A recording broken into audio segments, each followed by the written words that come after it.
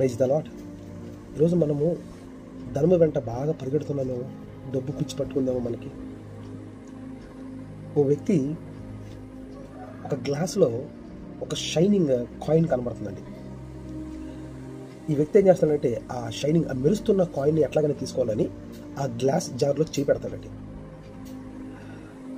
ఆ shining coin, మెరుస్తున్న coin ఏదైతే ఉందో దాన్ని పట్టుకోగానే చెయ్యి బయటికి రావట్లా. కానీ ఎంతైతే పట్టుకుంటున్నాడో ఆ చెయ్యి అంత ట్రాప్ అయిపోతుంది, ఇరుక్కుపోయింది. ఎంత పట్టుకుంటే, ఎంత గట్టిగా పట్టుకుంటే చెయ్యి అంత ఇరుక్కుపోయే పరిస్థితికి వచ్చింది. నేను ఈ విషయాన్ని ఎందుకు చెప్తున్నానో తెలుసా? ముందు మనం వాక్యం చూసుకుందాం. దేవుడు ఏం చెప్తున్నాడంటే, 1 తిమోతి 6వ అధ్యాయము 10వ వచనంలో అంటాడు, ఎందుకనగా ధనాపేక్ష సమస్తమైన కీడులకు మూలము.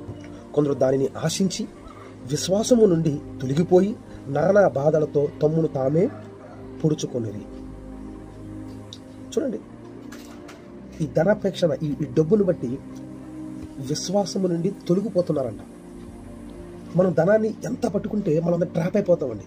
మనం పరిగెట్టాల్సింది ఏంటి? దేవుని వైపు పరిగెట్టాలి, వాక్యం వైపు పరిగెట్టాలి, సత్యం వైపు పరిగెట్టాలి. మనము ఈ లోకం వైపు పరిగెట్టి ఈ లోకంలో ఆకర్షిస్తున్న ప్రతి దాని మీద మనం పరిగెడుతున్నాం అనుకో, మన జీవితం మనమే పాడు చేసుకుంటున్నామండి. దయచేసి డబ్బు ప్రాముఖ్యత కాదండి, మంచితనం, truth is very important, life is very important. ఇది ఎక్కడ దొరికిందంటే మన నిజ దేవుళ్ళలో దొరికిందండి.